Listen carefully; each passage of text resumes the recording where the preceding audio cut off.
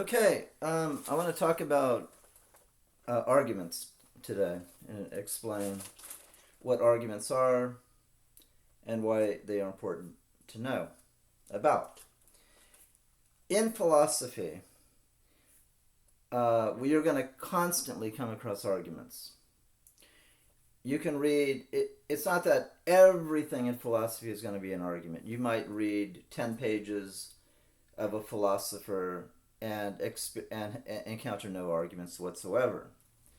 You may read 5 pages and encounter many arguments.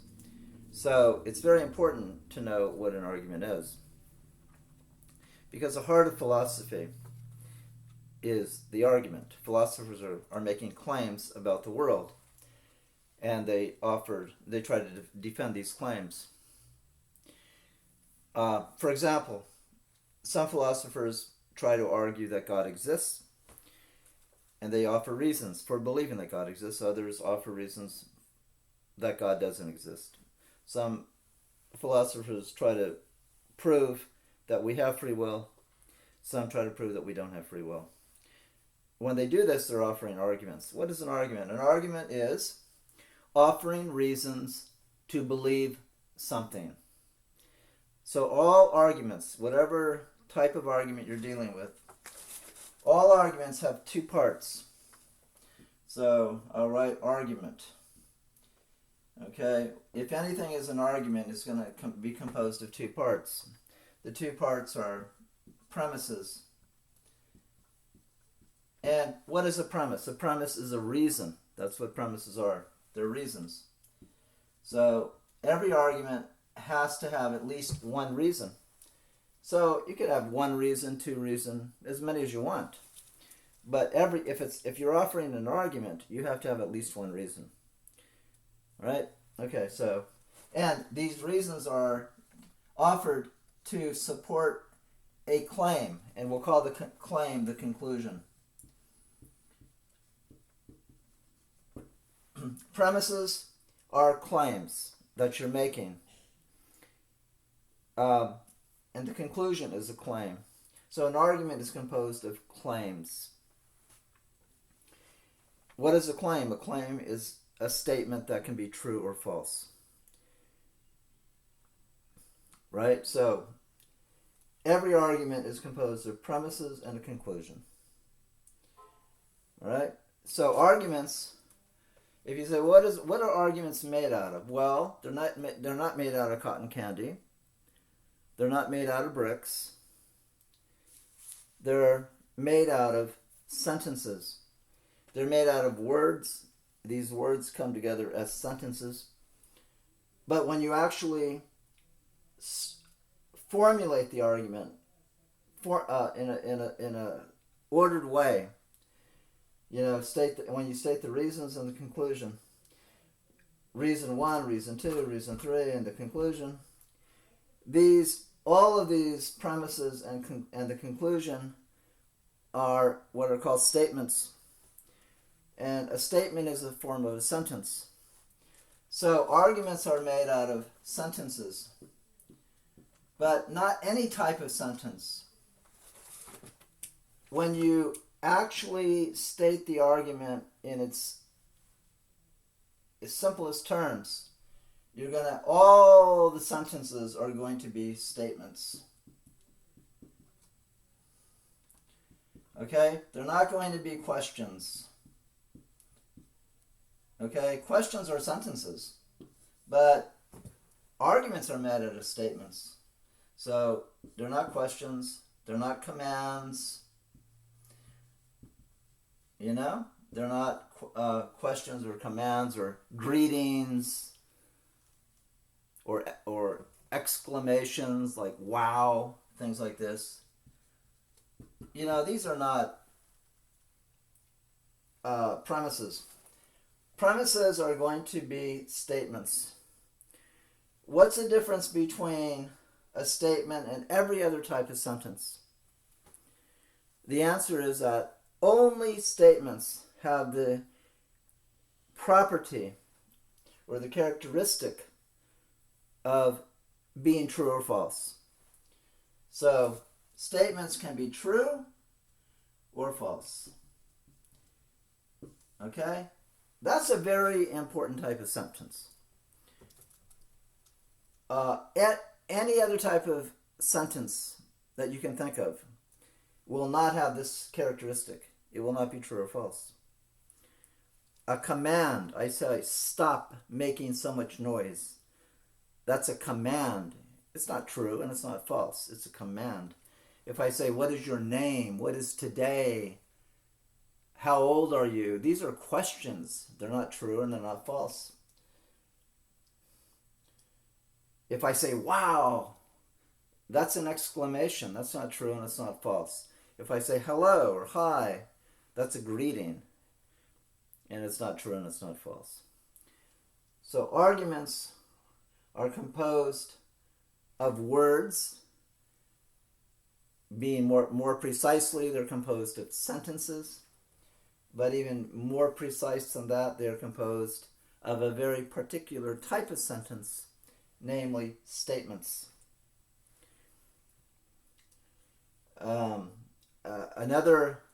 You can also use the word claim if you want. So statements. When I use the word statement, I'm another synonym for that would be claim. You're making a claim about something. And claims can be true or false. If I say it's raining outside, that's a claim. It's either true or false. How do you know it's true or false? Well, you look outside to see. Is it raining outside? Statements are all factual, meaning a statement is true if it corresponds to some fact. There's something outside the statement that makes the statement true. If I say it's raining outside, that statement is true in virtue of something outside of the sentence or the statement, namely whether it's raining. So arguments are composed of reasons, and these reasons are offered to support or to prove or to demonstrate another claim, another statement, which is called a conclusion. So arguments have two parts, premises and conclusion.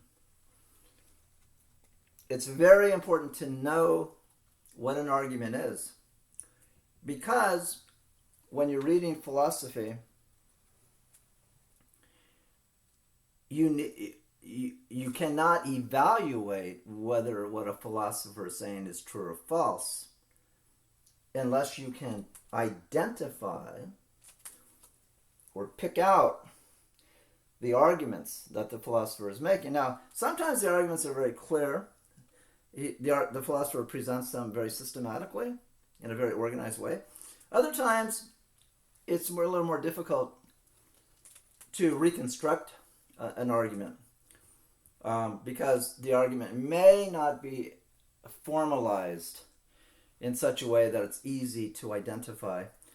And there are sometimes, when you try to identify the argument, it's not clear exactly what the argument is. And so philosophers then will argue about what actually the argument is.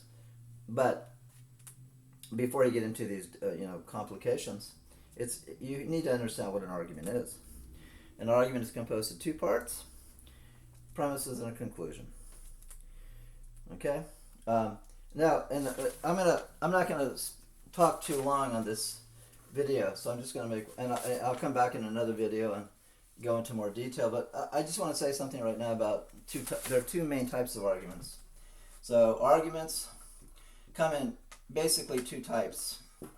There are deductive arguments, and I will just call these non-deductive. So any argument that is not deductive is non-deductive. And the two main types of non-deductive arguments are induction and what C.S. Peirce calls abduction.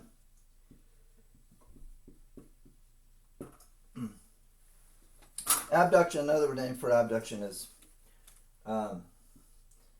argument to the best explanation. So argument to the best explanation of something. And I'll give you in another video more detail about this, but the main difference has to do with the difference between deductive and non-deductive arguments has to do with the degree of certainty. The degree of certainty which you claim for that's an N. Certainty, the degree of certainty that you're claiming for the conclusion. Okay, the degree of certainty. What does that mean? Well, in deductive arguments, the claim is that if the premises are true,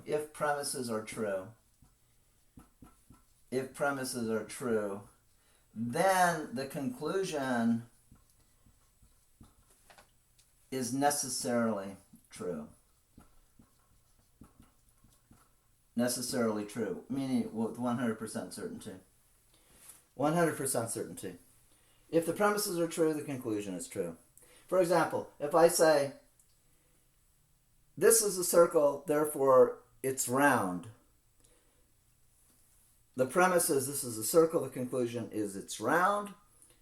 If it is a circle, then it has to be round. That's a deductive argument. You don't say, well, it's probably round, right? It is round. It has to be.